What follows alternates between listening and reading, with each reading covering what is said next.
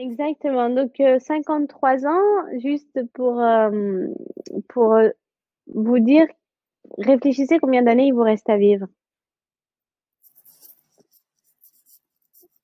Combien d'années il vous reste à vivre? Je sais, c'est une question un peu délicate, mais quand quelqu'un, comme tout à l'heure, ce que je vous ai dit pour le chauffagiste, c'est, il me disait oui, la retraite, mais aujourd'hui, l'espérance de vie, elle est, je crois, à 90 ans. Il y a de plus en plus de centenaires.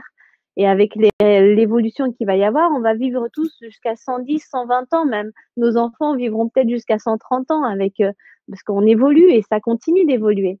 Donc, 53 ans, imaginez, vous vivez au moins jusqu'à 80, 90 ans.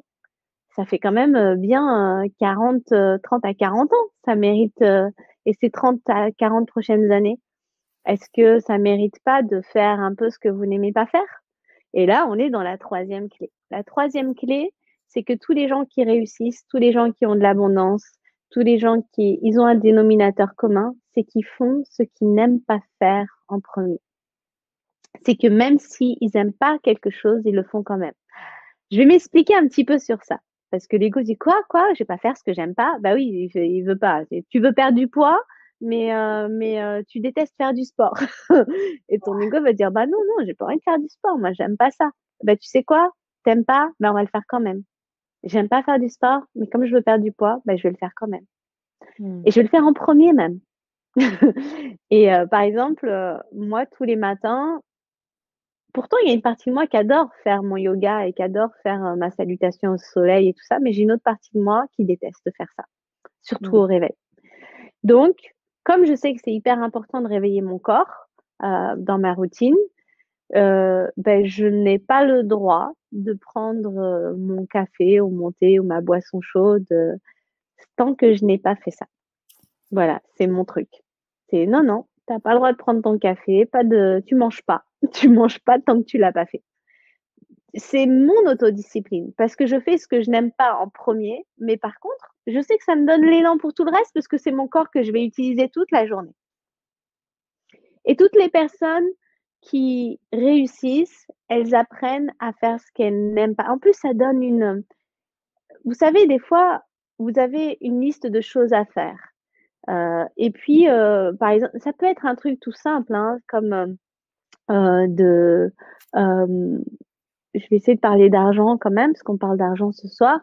Par exemple, ça peut être de facturer. Voilà. Moi, j'aimais pas ça au début. J'aimais pas facturer mes clients. C'était un truc que j'avais un peu du mal à demander au tout début. Donc, j'ai travaillé sur ça. Et ensuite, je me suis dit, bah non, Leïla, bah, t'aimes pas faire ça, mais tu le fais en premier. Demain matin, tout de suite. Tu fais la facture et tu l'envoies. Et c'est la priorité. Et tant que t'as pas fait ça, tu fais pas le reste. Ou alors ou relancer un client, ou alors payer une facture que tu dois payer depuis 3 jours. T'aimes pas ça, tu détestes payer ton impôt, ou eh ben, tu le fais en premier, en fait. Parce que si tu le fais pas, le lendemain, tu dis, oh, j'ai pas payé ça. Et puis 2 jours après, oh, j'ai toujours pas envoyé ça. Et puis 3 jours. Et puis, en fait, ça devient comme un dossier ouvert en permanence qui t'empêche de profiter et ça crée une fuite énergétique. Hmm. Alors que si tu le fais au tout début de ta journée, tu es libéré et tu peux profiter de ta journée. Tu payes tes factures, tu passes cet appel que tu n'avais pas envie de passer, tu réponds à ce mail auquel tu n'avais pas envie de répondre, mais tu fais quand même. Et en fait, ça muscle une espèce il y a comme un war, enfin, moi j'aime bien, je me sens puissante, je dis yes, c'est fait, ça, c'est fait, ouais! Enfin, maintenant, j'ai fait le plus désagréable et je vais pouvoir me poser sur mon transat pendant 1 heure et lire mon livre ou m'écouter ma méditation. Ouais. Comprenez? Ça te parle? Et c'est sûr, moi j'ai la sensation, tu sais, quand j'ai pas fait mes obligations, entre guillemets, j'appelle ça les obligations, quand je les ai pas faites, je peux pas profiter de ce qui est agréable en fait. J'ai toujours une épée de Damoclès au-dessus de la tête qui me dit t'as tes obligations, t'as tes obligations. Et du coup, en fait, on profite de rien et toute la journée, même quand on fait des trucs qui nous plaisent, c'est un peu laborieux.